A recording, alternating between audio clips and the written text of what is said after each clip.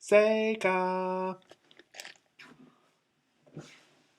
So hey guys, welcome to a new movie review. For those who had no idea what that was, for those who ever booted up a Sega Game Gear or Sega Genesis game of Sonic the Hedgehog back in the day, that's kind of what that looked like. Very cheap, very bad version of that, obviously, but that's kind of what it looked like. And as you guessed it, I'm reviewing the Sonic the Hedgehog movie for you today. And for those who are wondering what I used for a prop there, this is a collectible Sonic the Hedgehog Happy Meal toy from back when Sonic 3 came out. So I happen to have one of these still in the package from way, way back in the day. That's a collector's item now. So I'm a pretty big Sonic fan, you guys. I was looking forward to this film for a very long time. I know there was backlash with Sonic's original design for this movie. They went back and redid it. Tim Miller himself, who's directed movies himself, also produced this film and kind of laid it to rest with everybody that yes, we redesigned Sonic. We're giving him a new look for the movie. We're giving him more of a loyal look to what he looked like in the video games and things like that. And they did that, and I think everybody's kind of happier with this as a result. I'm personally happier with this redesign, and I'm also here to tell you today that I actually really enjoyed the Sonic movie. I really enjoyed it. I really do believe, I think we're at a point in film now where the video game curse is broken, and I think that Hollywood has finally figured out how to take a video game and adapt it into a movie in the right way, because we were able to do it with books, we've been able to do it with comic books, but for some reason, it took us all the way until about 2019, 2020 to figure out how to exactly adapt a video game into a movie. But in this movie, guys, Sonic the Hedgehog, kind of differing from the games a little bit, but I guess as far as story goes, Sonic is hiding out in this small Montana town called Green Hill, just like Green Hill Zone from the games. And he has these magic rings that are able to kind of take him from world to world. We learn very early on in the movie that the world he was living in when he was a little hedgehog, I can't really say little boy because he's not a person, but when he was a little hedgehog, wasn't working out. He was kind of always on the hunt. Creatures of all shapes and sizes were kind of always looking forward to hunting him down for whatever reason. So he was never really safe in those worlds. So he eventually came to Earth, found this small town in Montana, and kind of been hiding out there for a long time. And this small town police officer, played by James Marsden of X-Men fame, who he played Cyclops in those movies, for those who didn't know. He kind of finds out about Sonic. He was just kind of this whisper in the town at one point. This, I think his name was Crazy Carl or something like that, said that this, blue hedgehog has kind of been messing up his property, and he moves really fast, and he can never get a photograph of him and things like that. So basically, this police officer finds out about Sonic himself. He learns that the government wants to research Sonic, and he's never really safe. He kind of always has to hide out somewhere, and sometimes has to change his hideout because people find out where it is and things like that. So eventually, Sonic really is in trouble when a scientist named Dr. Robotnik, for those who remember from the games, he's the villain of the games, when Dr. Robotnik wants to take him in and research him himself. And so basically, him and this small town police officer go on the run. They go on this unintentional road trip of sorts, and they're trying to find ways to get Sonic to be safe. He kind of lost those magic rings that are able to kind of transfer him from world to world, so there's a certain place they got to go to so Sonic can get it back and things like that. So throughout this movie, they have to figure out how can they escape Dr. Robotnik, how can they get Sonic to a safe place, and how can they get him those magic rings back that are able to transfer him to world. And by the time that Dr. Robotnik's looking for him, unfortunately, he doesn't have them, and how can he possibly get them back? So overall, guys, I enjoyed this film. Like I said, I am a very big Sonic fan. I'm, for the most part, a pretty big Sega fan. I've been more so a Nintendo fan more so over my life, but I've liked a good Sega game every once in a while, and specifically the Sonic the Hedgehog games, I would say, are the games I kind of go to when I play Sega video games. And I'm happy to report that, like I said earlier in this review, I was very happy with the Sonic movie. I was very happy with how they handled it. So let's go over some positives and negatives as to how I feel this way. While it might not be the best video game movie ever made so far, there's problems with this movie, but for the most part, I had a lot of fun watching the Sonic the Hedgehog movie. So for my positive of this movie review, guys, This is a very fun video game movie. Like I said, it's a fun Sonic movie. If you like Sega video games, if you're just looking for a fun family friendly movie, I think like I said, I think Hollywood kind of finally figured it out how to make a good video game movie and how to make a fun video game movie. And like I mentioned earlier, too, for another positive, I really do believe the video game curse is broken.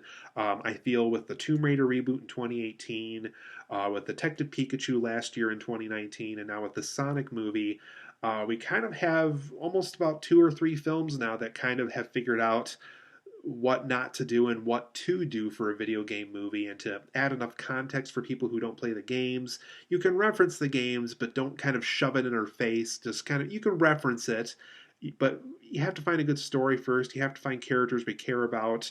And like any adaptation, how do you bring that to a film script?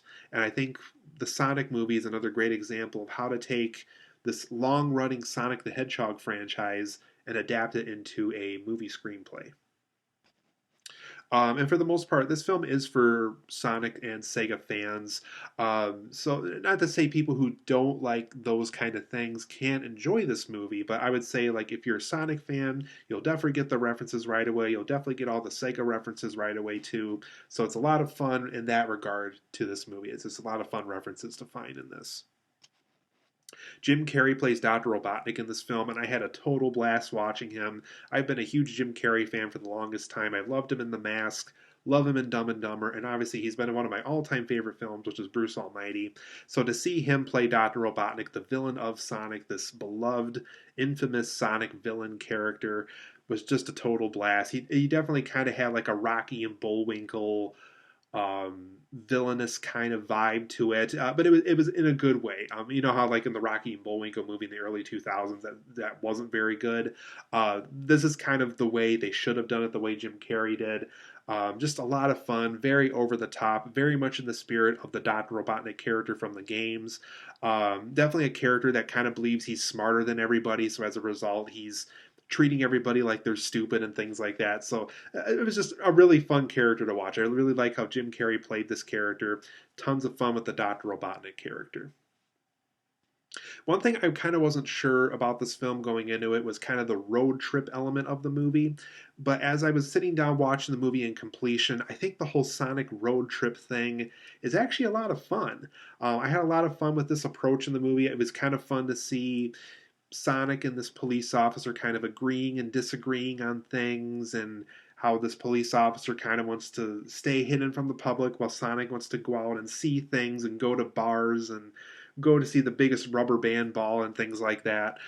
So I really like the road trip element of this film. It kind of added another layer of fun to the movie. And it also kind of added a more action element of the film because there's scenes where they're on the road and Dr. Robotnik is sending drones to get Sonic and things like that. So definitely a fun road trip movie. And I definitely wouldn't have expected that from a Sonic movie. Ben Schwartz does the voice of Sonic in this movie. He's most well known for being in the TV show Parks and Recreation. I never personally watched the show, but I've recognized Ben Schwartz from some other things that I've seen, like from movies and things. He voices Sonic in this movie, though I personally would have preferred like a Jaleel White who voiced him in the Sonic TV show in the 90s, or I know there's a voice actor of some kind that's voiced Sonic forever now. Though I would have liked to see one of the two of them possibly voice Sonic for this movie. I thought Ben Schwartz really was a fun Sonic here. He definitely brought the spirit of Sonic the way that those two voice actors did back when they were doing the voice of Sonic. Definitely the right spirit, definitely very speedy, definitely impatient as far as putting his speed to good use and things like that. So Ben Schwartz did a very good job doing the voice work of the Sonic character.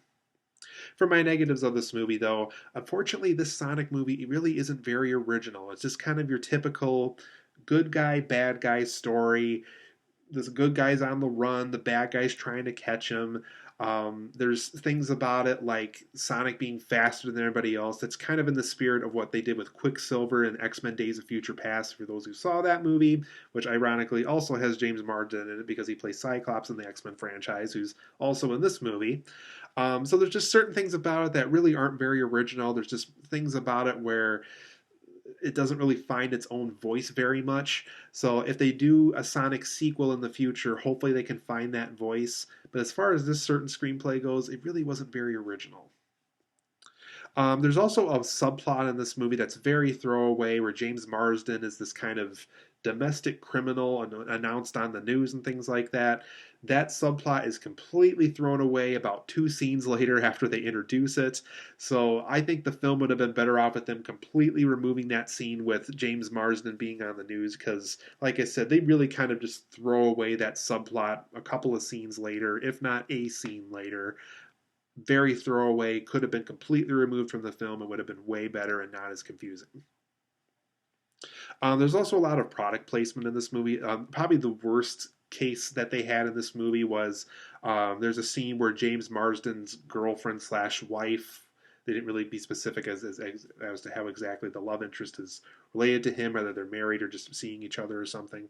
Um, there's a scene where his love interest is trying to show him something on a computer and it's apartment related or something like that. And it feels like a 2 minute Zillow commercial. It really is a very bad product placement in a movie.